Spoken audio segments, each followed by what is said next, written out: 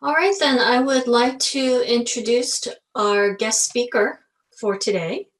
We are very fortunate to have Professor Kyun Kim from UC Davis, who has very generously agreed to give our lecture on K-pop. So just to give you a little bit of background on Professor Kim, he is an associate professor in the Department of History at UC Davis, and he has written a book on the age of visions and arguments in early Meiji Japan and is working on his second book right now.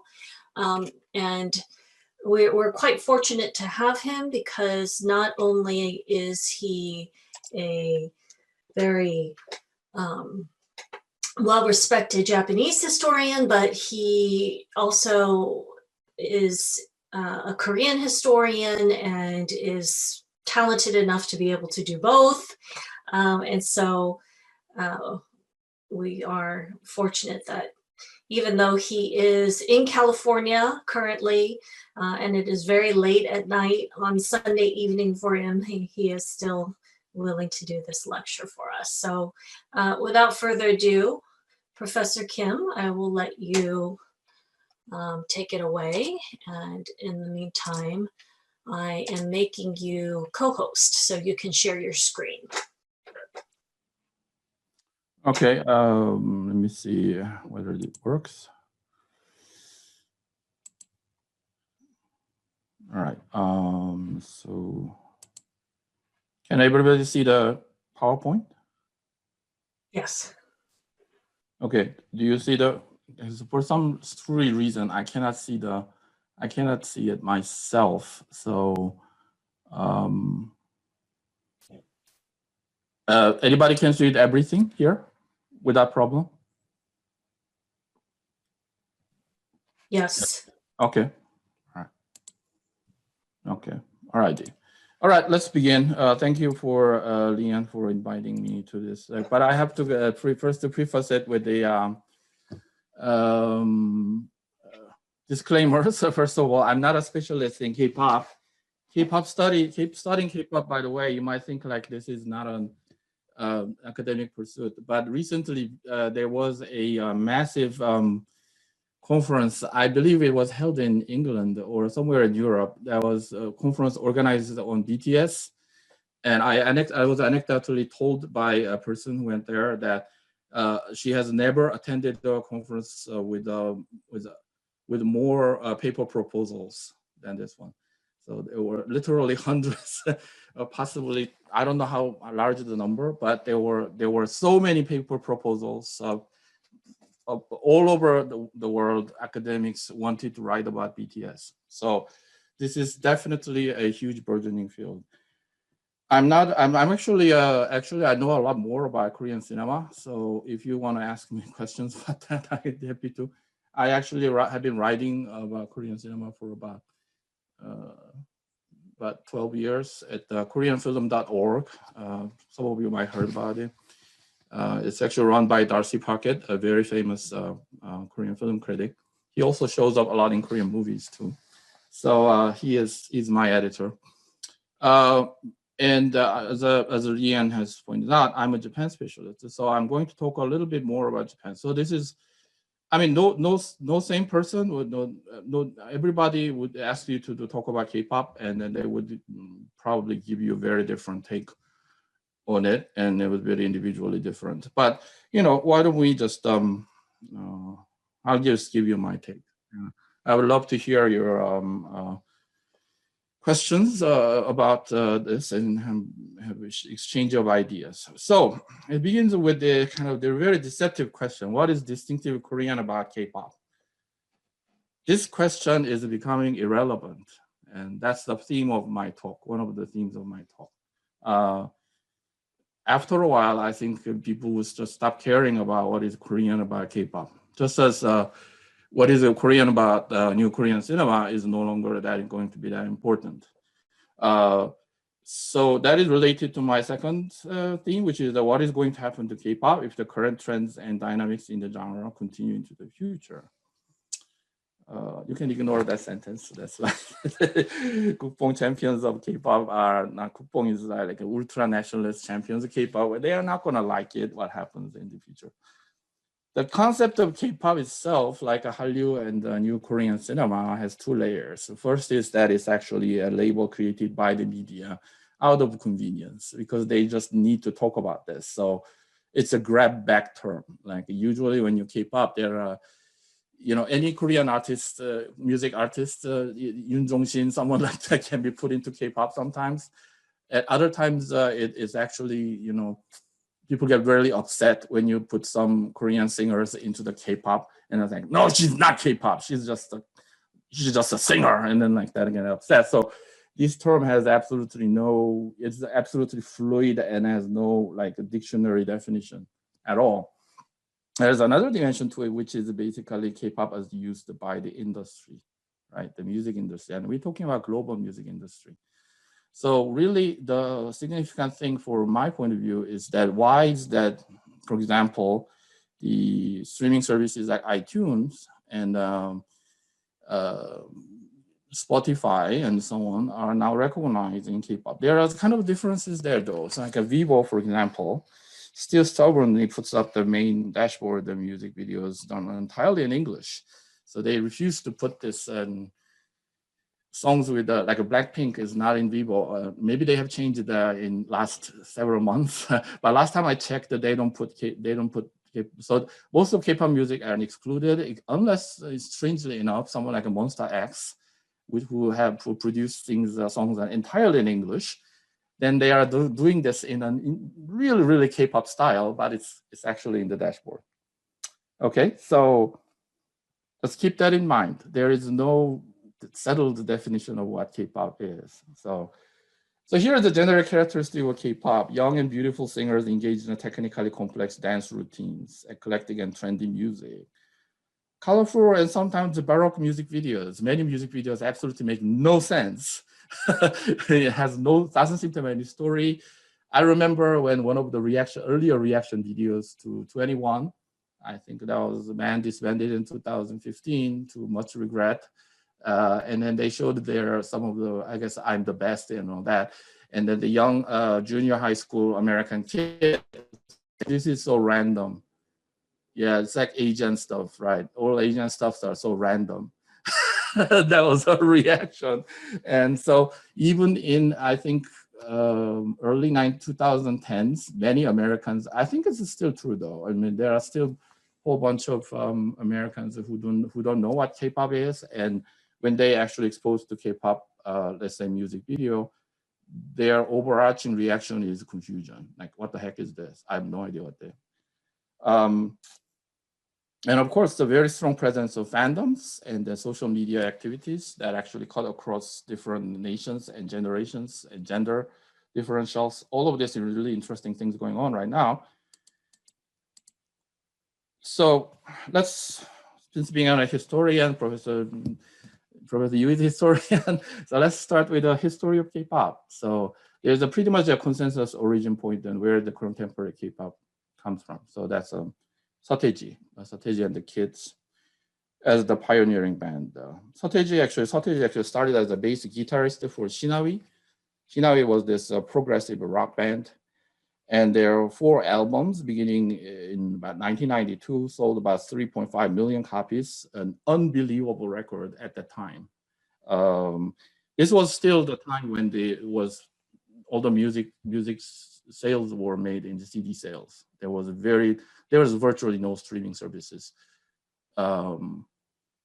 Was there a downloaded music in 1992? I don't know. I don't remember. There was a very tiny things going on in the late 1990s, like computerized music sharing and stuff like that. But remember, this was a time when the cassette tapes were actually the preferred medium of music recording. Okay, and the industry were actually using cassette records to record the music. Okay, there were no, not even Walkmans and stuff like that were like what the heck is that? People were like getting all going bonkers over optic discs at the time. So their music actually mixed this very interesting ways, metal, rock and roll, gangsta hip hop, because they was really based on, somebody should do a study of the origins of this kind of, how the hip hop culture has been flown into it.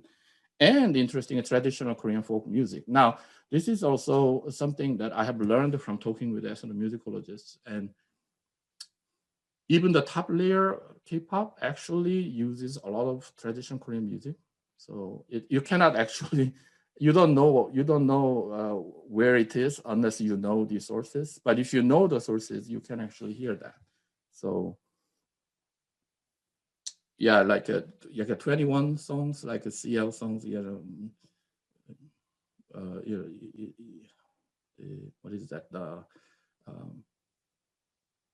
시주면 시집가, that kind of that kind of children's songs actually that are incorporated into their music. So, and then they had this kind of snowboarder look that was sort of seen as a ripoff of the LA gangsta hip hop fashion. And that was actually used to hide these guns and other weapons and just the thick jacket. So, it's LA, so they didn't need to have a snowboard look. And so there was a kind of like this gangsta function to it. And then that kind of context was really sort of cleansed out in the Korean version. But the strategy was actually criticized severely by the mainstream media. The reason is that their lyrics, they were started out actually with the conventional romantic angst songs about like, I'm breaking up from my girlfriend, boyfriend, and all that. But they then published the music for the classroom idea. So this is not an idea, it's not English, okay? So it's not, it's idea as in the Plato's idea. I should say Platon, it's actually Plato. Yeah, Plato's idea and not the English word idea. And it's my business, 내 맘이야, which in the lyrics, they have very severely attacked and criticized the hierarchical education system. And that has actually garnered a lot of support from the young audience, as well as the criticism from the older ones. So this tradition of fierce social criticism and pursuit of individual agency against oppressive social conformity, again, is very strongly present in many successful K-pop groups, including, of course, BTS. If you listen to early BTS songs, they are very angry, and they are very angry at the Korean society.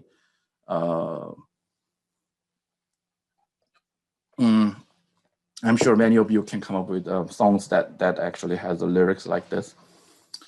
But anyway, going back to this, 1990s, they are following through the strategies breakout success, and then commercially, then this kind of dance music became very popular, and then many companies, music companies, were beginning to try to produce the success of strategy. And so there are a couple of teams that actually are very, very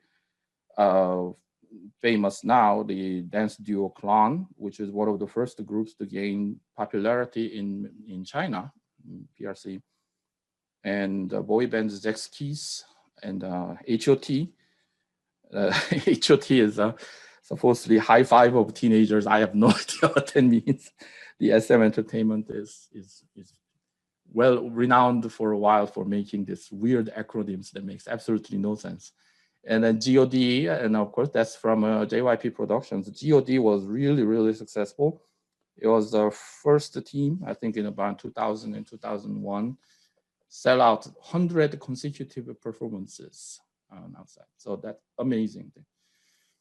And finally, TVXQ Dongbang Shingi, which has a very Asian sounding name, and was told that this is not gonna work. This is terrible name for a pop band. And then of course it was hugely successful. Also, there was one of the first bands to be really popular in Japan. So that's actually very significant. And then Big Bang, of course, from YG Entertainment. The head of whom G-Dragon is about to return to the performance. I don't know how it's going to work out in a COVID situation, but it was the whole group actually going to be reunited and play at Coachella this year, and COVID has made it impossible. But there's such a swelling of anticipation for this in the foreign K-pop fandom. So Big Bang is the first group to seriously reach non-Asian viewers via social media, such as YouTube. And that has been gradually building. But I think the YouTube as the current practice of all the companies basically releasing free music videos on the YouTube, along with the sales of their work, is actually started around the times of Big Bang. So that's early 2000s, 2004, 5, and so on and so forth. And of course, boy bands were subject to the hobbling. Members suddenly begin to disappear after playing about 6 or 5, 6 years, and due to mandatory military service. So from 2000s on, the production companies, they put much effort to develop girls groups, because girls groups don't have that problem. Strategy and Idol, Strategy and the Kids. As you can see, that snowboard fashion. This mask is nothing to do with COVID. This is just a fashion, like hiding their face, right? It's like a bandana, like. And the Clown, are you ready? Album. So the female groups were created, and they were just as successful. Finkel, which is supposed to acronym of Fine Killing Liberty. I have no idea. I have no idea what that means. But it debuted in 1998, and from which the megastar Lee Hyori has emerged. And SES, C, Eugene, and Shu debuted in 1997. They were also ridiculously successful.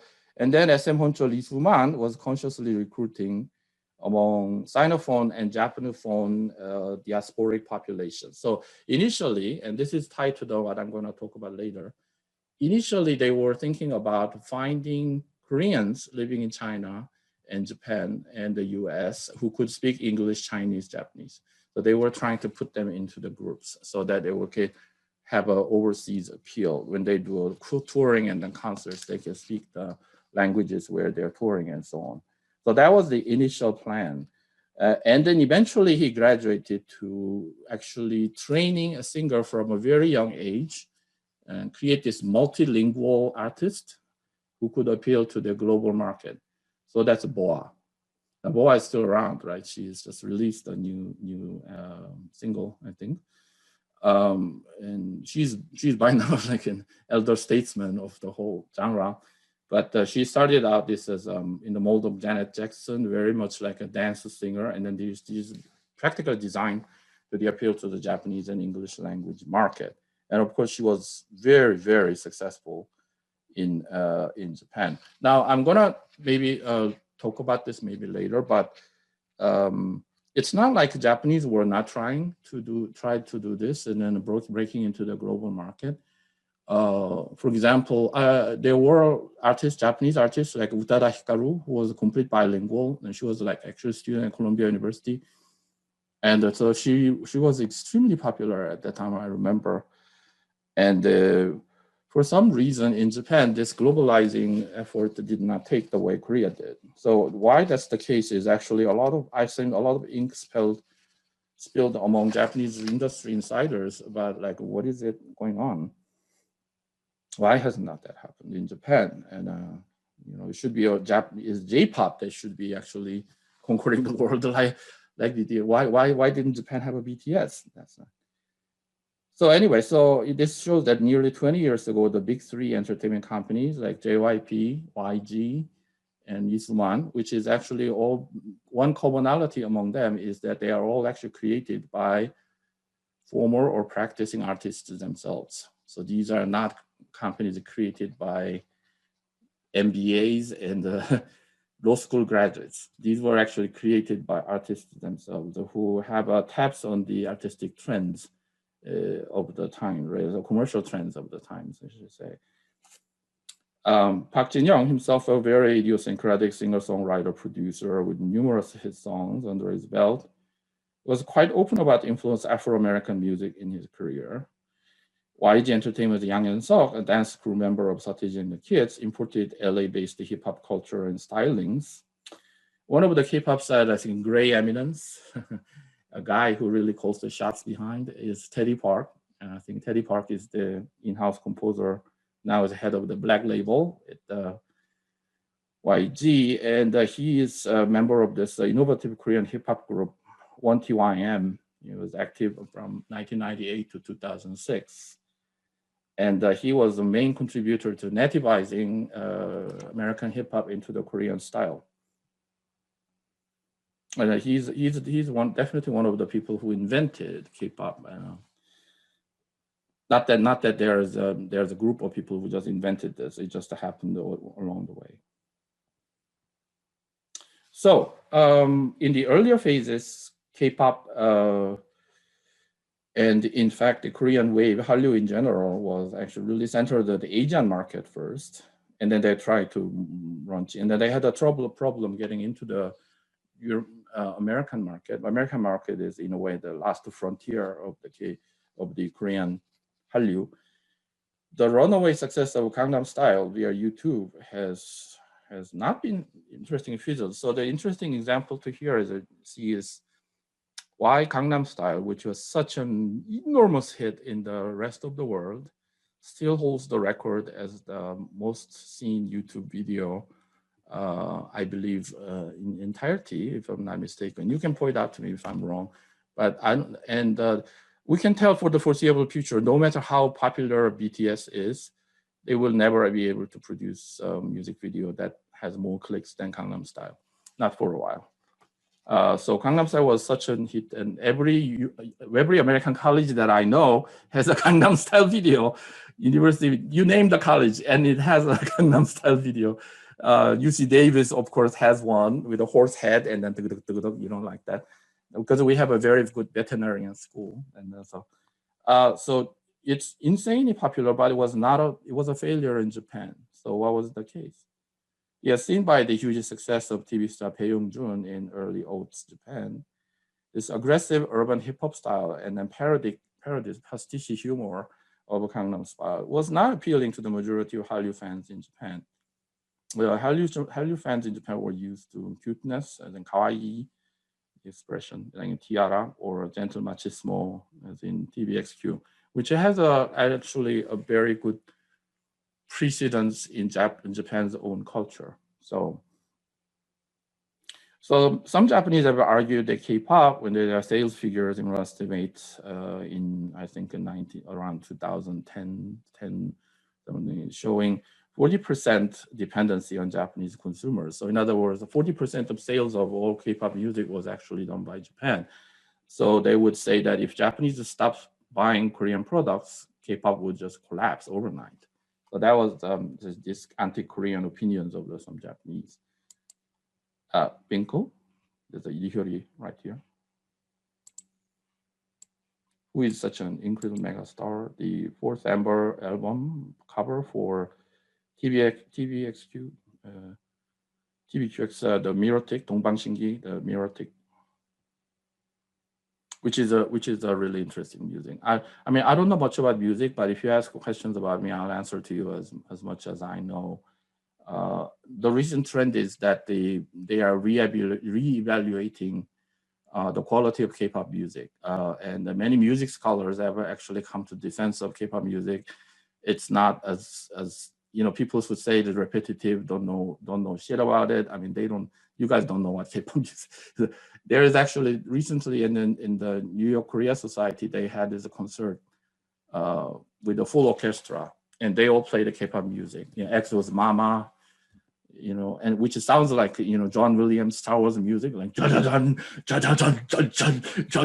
that, and it was pretty amazing. But of course that they said, like, you know, the red velvet, like ice cream, you know, is that boyfriend or and it's like they play this incredible intricate melodies in the orchestral music, and it's just pretty amazing. Anyway. So were this right-wing Japanese, well, it's a right-wing, yeah. But anyway, these Japanese critics poo-pooing the that Korean K-pop is dependent on Japanese sales. Were they right? No, they weren't. In fact, as we know, you guys who live in Korea know, and Japan pretty much know, the Japanese relationship between Japan and Korean governments deteriorated badly in in 2010s. But since then, there was a different surges of the Hallyu boom in Japan. Now it's actually entering, seems to me, in 2019 and 2020, what many people consider to be a fourth Hallyu boom in Japan. And the relationship between governments have not improved at all.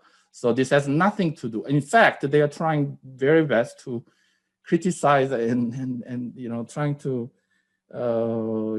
shame the people who use Korean products and so on, and Japanese products, and so it doesn't work. It's not working. So what's going on is that partly it's a generational issue. The younger generation of the Japanese consumers, especially females in the teens and 20s, they like Korean pop culture a lot, and and their attitude toward the Korea is entirely different from their parents' generation. Why that's the case is a really interesting question. Cannot really talk about that whole in this short time, but here's one interesting statistics. According to Kinokuniya bookstores, they did a recent survey and did a sales figure of the foreign language textbooks. How many Japanese are buying foreign language textbooks? Number one is, of course, English. I believe this is from 2017 or so, and number two was Korean. Number three was Chinese, but there was almost twice more sales figure that for Korean language textbook than Chinese. Now, for the older generation Japanese, this is completely unfathomable. Why are the young kids trying to learn Korean? What are you trying to do? Go in Korea, get a job? Like, no, but they want to understand K-pop lyrics. That's what it is. And they just predisposed favorably to Korean culture. So that is the situation. And then now that we have now entered the phase in the K-pop where it is now seriously economically really amazing power. And we are now slowly entering this new phase where now the Harvard Business Review has just published an article in which they estimated the economic worth of the BTS. Now we are not talking about K-pop here, okay? We're just talking about just BTS, only one team, okay? And they estimated it's a $4.9 billion. And then they said this is actually bigger than the entire economic contribution of Korean Air, okay, for that year. And then it actually is comparable to big corporate international corporation like Hyundai. So we are not talking about BTS and Blackpink and all these other K-pop, 10 K-pop groups or 20 K-pop groups. We are talking about just one team, BTS. So that's the economic power that K-pop now has. And in addition to it, but this does not include, in my opinion, the economic potential that groups like BTS and Blackpink have. They exercise through fandom, international fandom. The international fandom is ridiculously devoted, and then they actually are willing to, what is absolutely amazing is their effort to move huge amount of money for the sake of the members. Now, the BTS that recently concerned Saudi Arabia, which was rather controversial, as some of you following BTS would probably know. And but it was actually at the end of that, it was actually seen as contributing to the liberalization of policy, for example, toward women in Saudi Arabia.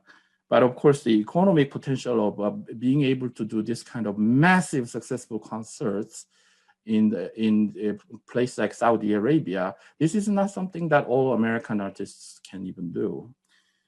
And also there's a recent case that you might, and again, you probably heard about if you're a BTS fan, but Jungkook was really beautiful looking. They were beautiful looking, but anyway, one of this black hair director, really, cute guy, and he is born in Busan, so he had a birthday in I think September 1st, So the Chinese fans of BTS actually decided to have a fireworks displayed on Haeundae with their own money for the Jungkook's birthday. They also bought an entire section of KTX and put Jungkook's photo in it, saying like "Happy Birthday, Jungkook," and that costs about like I believe about $90,000 or something like that. And then anyway, the whole thing, the whole celebration, cost upward of $2 million. This was not done by Korean fans. It was not done by international army. It was just done by Chinese fans only, okay? So, all right, let's, okay, so let's start here. I wanna show you a little video, music video. So I wanna show you an early one.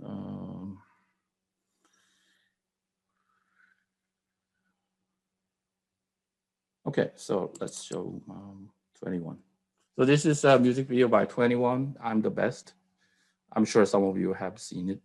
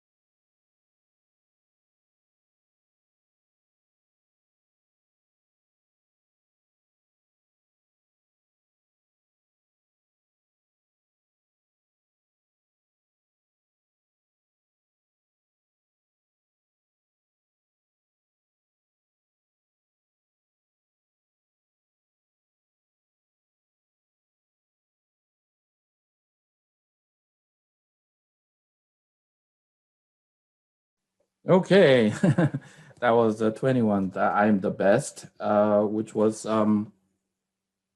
I must say, I think that was the first music video that I showed to my colleagues at UC Davis and saying like, what do you make of this? And they all loved it actually. But of course, this is also the video, I think that, as I said, in the reaction video by American teenagers, and they were like, this is so random.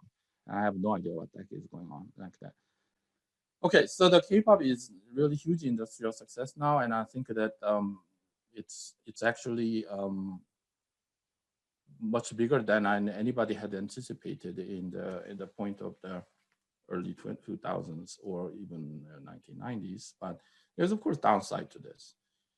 But I really object to the people who say like a K-pop industry is corrupt and have lots of scandals, and then there are young people exploited, which is true. I think this is not unique to entertainment industry. In fact, the problems of the K-pop industry is exactly the same problems you see in the Korean society in general. Probably in the academia, in all the business world, in the law school, wherever you turn to, these problems exist in Korean society. Lack of protection for the working people, for example, and the younger singer dancers, the mental and physical abilities are stretched to the limit. They're lacking in structural protection. I've always been saying that. I know this is going to make many people angry, and probably I'll be barred from contacting them ever. But I always argued that they need to form some kind of cooperative group among themselves to protect themselves. They cannot, but they start out when they are little children.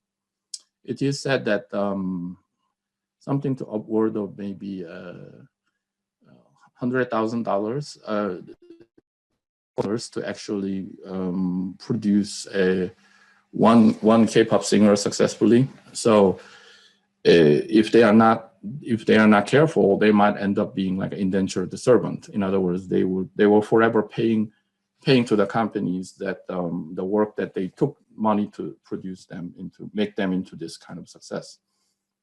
So, and of course, I'm not going to let the consumers, the ordinary Korean people, or ordinary people in other places let escape scot-free. They need to be responsible. Social media service users have been extremely hostile, have been contributing to destruction, mental health, and the physical dangers of the K-pop singers. The most awful example is the 타블로한테 진실을 요구하는 회, or some crazy crap like that. The Epic High, one of the most talented hip-hop artists in Korea, Tablo. He is actually an MFA from Stanford University, and then this crazy Korean gentleman decided that somebody who is graduate from Stanford cannot possibly be a hip-hop singer. Why would he be doing shit like this in Korea? So he organized this group to basically attack him, asking him to disclose truth about your academic credentials, and has hounded him and his family to the extent that they actually disguised as a policeman and would visit his home and would driving him to almost mental insanity. I think his father died in the midst of all this. So this actually, and of course he was a real Stanford graduate. This continued right after the news agency went there and interviewed his professors at Stanford, and he actually showed the certificate from the university that he is a Stanford graduate. The famous case that the two famous cases, both from SM groups, the Jonghyun from SHINee, he killed himself, the Onyu at the funeral weeping, was a huge shock to the industry. Recently, Sully from FX also committed suicide. And the tableau that in the show, the caption read, "타진요 members visit tableau at home, pretending to be police officers." Right. So they were at the downside of the K-pop, no doubt. But so my final theme here is that the next big trend of K-pop companies is most likely to be continuing globalization. They have already experimented with adding Chinese, Japanese, Thailand, and other foreign members to the K-pop groups. And what is interesting thing is that and if you ask me what is the most important thing happened to K-pop this year, 2020, some might say like there's a BTS nomination in the Grammy Awards and they're poised to win all the 3 big awards in music awards in America. But I would actually say it's a NiziU project. And what is NiziU project? Those who know this already know, of course, but that's a JYP's exportation of K-pop modality to Japan, which is what he actually had this about 10 years he's been cooking this, and which is the next level of evolution from adding foreign members to the first you add the diaspora, Korean diaspora members with the bilingual, trilingual abilities. Now then they actually incorporate Chinese and Japanese members into K-pop groups. Now you create a K-pop group entirely made up of foreigners. All right, so he tried this in Japan. He created this audition show called the NiziU Project. And it turned out to be, and people were wary about how it's going to be successful. Turns out to be a massive, massive, massive, massive success. It became NiziU before they actually even making an official debut. They already became the first. They released this song called "Make You Happy." Became a first time artist in Japanese history to top #1 position in Oricon's album single streaming charts in July. The CD sales, now currently they debuted in December 2nd, so it's actually ongoing right now. It's likely that they will hit about 500,000 units, possibly more. And this is surpassing all the previous records of K-pop groups like JYP's own Twice. And right there with the highest selling Japanese artists. So how was it successful? I don't have time. I don't want to go on and on about this. So I'm gonna just keep it short. The very quickly speaking, it was actually again evolution of this particular style of K-pop auditioning. That audition programs are very popular. But if you compare with another PIT program, Produce 48, now mired in complete controversy because they realized that all the rankings of the people who debuted were manipulated. That it started as with the kind of this hybrid audition program that makes members of the Japanese idol groups and Korean idol groups. And the editorial strategy that there was centered on the competition and appeals to the male viewers, which is how the Japanese idol groups usually perform. So they were known as this growth-centered idol groups, right? Like Seicho Gata or Songjangyong idol groups. But he successfully fused that into a rigorous training program that actually highlights the skills and the skills and the abilities of the performer, the trainees, and that's kind of like Wan Song-hyung or Kansei Gata idols. It was pretty successful, and so also no NiziU project. There was no popular voting mechanism. There's no fake democratic solution to selection of the people. No editorial strategy created villains or heroines among the trainees, and so on.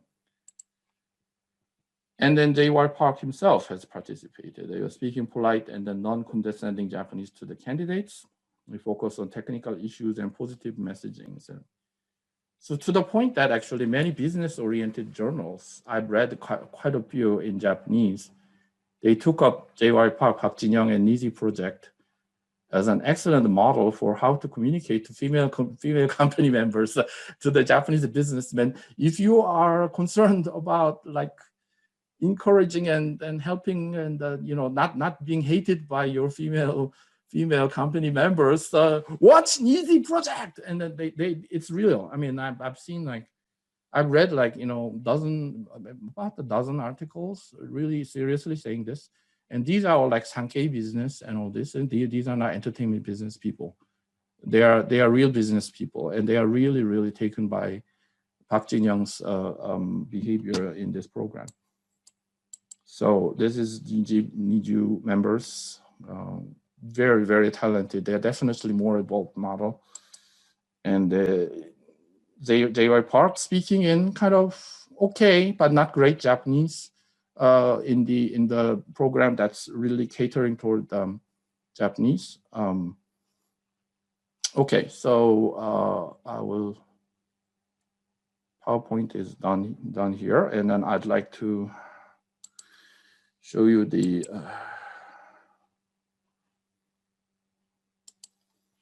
latest video, the Devi music video from NiziU.